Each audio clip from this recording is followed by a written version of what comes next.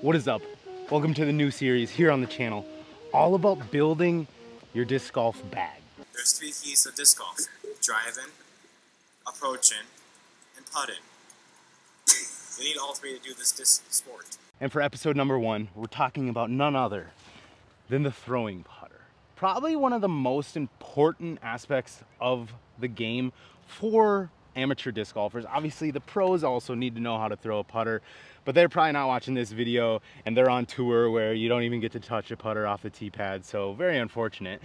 But for a lot of us out there, developing a strong putter game off the tee is something that is going to get us a lot of birdies, save us a lot of strokes on upshots, and all around like complete a solid disc golf game. So today I'm going to be walking you through my putter lineup, why I chose each of these discs that I choose to throw, and how you can go about kind of choosing the right lineup for yourself and the slots of putter that I think you should be looking to fill. So I think when you're choosing a throwing putter lineup, there's 4 key slots that you need to fill. Slot number 1, the consistent, stable to slightly overstable, more of like your traditional deep dish style putter.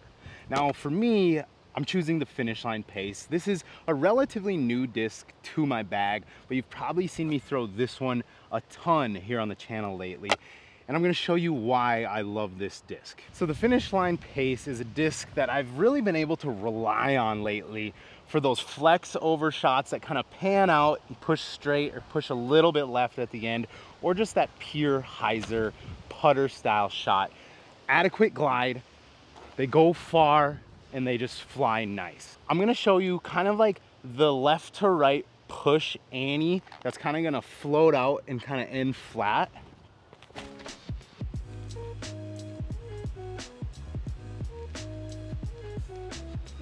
So it's gonna hold that Annie shot, but it's always gonna have that kind of nice solid finish right towards the end. The stable to slightly overstable putter for me is one that I'm gonna use for hyzers. I'm gonna use for that, you know, that little flex line shot. It has a lot of capabilities, and I think it's probably the most important one to really trust. Little hyzer. So obviously nothing special there, but it's just your stock hyzer that you know is just gonna go straight and finish left. So this orange one is a little bit more of a stable run, and it's kind of my favorite one right now because I can really hit it on that flex line and then just watch it pan back. So having that reliable throwing putter that kind of is workable on any line, but you know isn't gonna burn over, I think for a lot of players, especially if you're new to the game, is a very important shot to have. Up next is the dead straight putter. You're gonna put this thing on any line, it's gonna hold it, but most importantly, when it's thrown flat, it's going straight. You know if you missed your line right off the bat.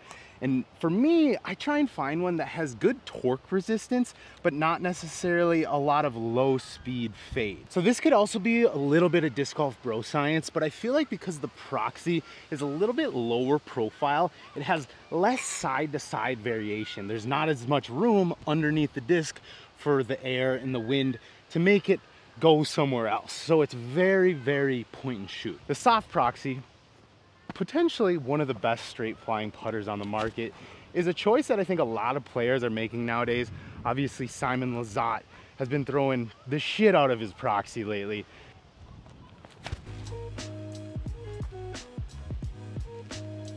So straight. And then for my backup, I have this Eclipse Glow Proxy. We're gonna try and give this one a little more height. So straight. So the difference between the Proxy and the Pace, like I said, is gonna be that low speed fade. When the Proxy starts slowing down, it just continues forward. Whereas the Pace, when it starts slowing down, is gonna bail out to the left. Up next is gonna be a base plastic putter, preferably one that was originally stable, that you beat in to get some late flip. Now this is my favorite style of shot to throw. I think it's one of the most beautiful throws that there is in disc golf. And it's just super valuable for like carving lines through the woods when you need a shot shape that might not be like completely natural. I got 2 putters that I choose for this style of shot. The Discmania P2 and the Prodigy PA3. Out of the box, both of these are gonna fly a little bit more stable, but when you beat them up, they become some of the most glidey, late flipping putters I think that are made. I'm gonna demonstrate the P2 first. Now this is my JJ P2, and this is just another P2, older Innova run. But this one is beat so much. Look at that thing. This is one of the best flying putters ever. Here's the backup I have for it. Not quite the same beat in, but I'm hoping that over time, this one will work into flying similar to this. Now I'm gonna show you the late flip left to right putter shot. I'm gonna try and give this a little bit of height and really let it fly. And then right at the end, just pushes to the right. One of the most beautiful shots in disc golf. And then my second option for that slot, I kind of like rotate these through the bag, just depending on how I feel about the disc at the time. Super beat up, old Airborne Stamp PA3. This thing has seen some better days. And then we got another PA3 here, that this one, once again, is gonna be a little less beat in, but it's kind of working towards the same direction as this one.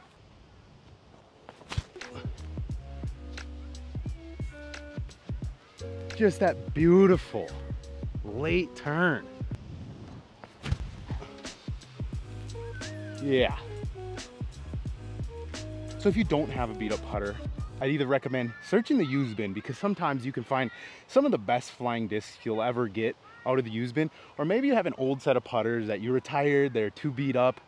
Give one of those a try in the field if you haven't, because it might just become your new favorite thrower. So last but not least, we have the overstable approach disc, otherwise known as the Knot Zone. The zone style disc is probably one of the most popular discs in disc golf. And for good reason, because it's one of the best styles of discs that there is. It saves you strokes, and obviously almost every disc golfer bags one of these. If you're new to the game and you don't, well, go pick up a Knot Zone and give it a try, because you'll probably love it. The main use for my Knot Zone is gonna be for forehand shots, whether it's little flex overs, pure hyzers, really anything that, you know, if there's a little window, you can kind of shoot it through. For my style of game, this disc saves me so many strokes. It gets me so many birdies. This one, a little bit more stable. This is more of a base plastic version, a little bit straighter. I'm gonna show you kind of like a slight flex line with this one, where I'm gonna chop it over just a touch, and it's gonna kind of fade back at the end. Oh, just a beauty. The base plastic option,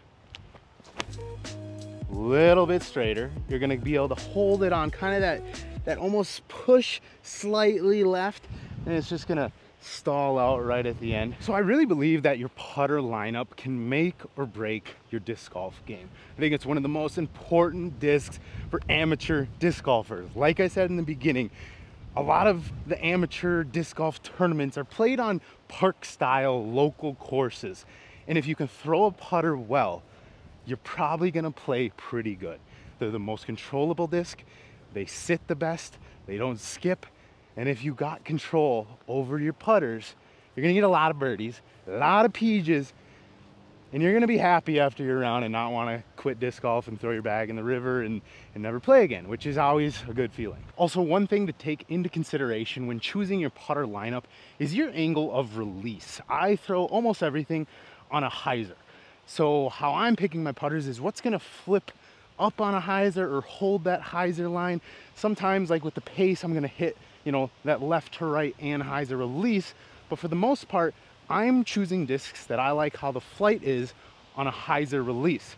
So whether or not you release on hyzer, flat, any, you gotta pick putters that are gonna fit your throwing style to cover the 3 to 4 slots of throwing putter that I think you should develop.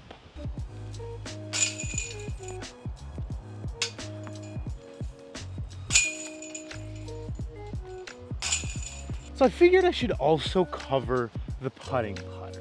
Now, the putting putter is something that I think is all based on personal preference. You need to find a putter that feels comfortable in your hand. So I putt with the Prodigy PA1. I putt with these black special editions from years and years ago.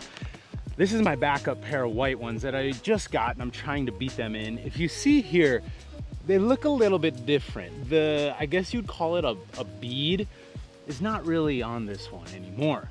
But the PA1 is just what has felt comfortable in my hand, whether I'm making putts or missing them. It's all about at least being confident about the piece of plastic that you're chucking towards the basket. The PA3 also makes an appearance from time to time. I think it's just one of the best putters ever made. It's kind of whether or not I'm feeling a bead. Maybe I've been putting bad. I need a little change up. I don't worry much about the actual flight of the putter because I kind of think all putters fly the same from about 35 feet. They're gonna go dead straight. Unless you're putting, you know, with basically an overstable approach disc, they're going dead straight from 30 feet. So find a putter that feels good in your hand. Find the one that when you pick it up, you just feel confident.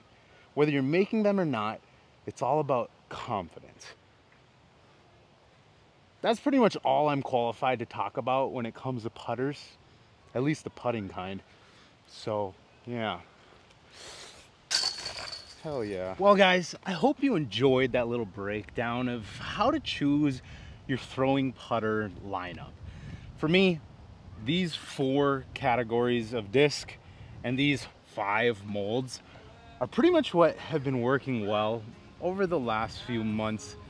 I think when you dial in that putter lineup, it can really just elevate your game. I think when you dial in that putter lineup, it can really just elevate your game and make you feel so confident off the tee, on up shots, and just teach you a lot about how to throw a disc overall. I hope you enjoyed this new little series here. We're gonna be bringing you mid-ranges, we're gonna be bringing you fairway drivers, we're gonna be bringing you control drivers, we're gonna be bringing you distance drivers. Hopefully, if you're new to the game after this, you know how to build a well-rounded disc golf bag. And if you're not new to the game and you just watch to support, thanks for watching as always, guys. We will see you in the next one. Oh, shit, yeah. Whew.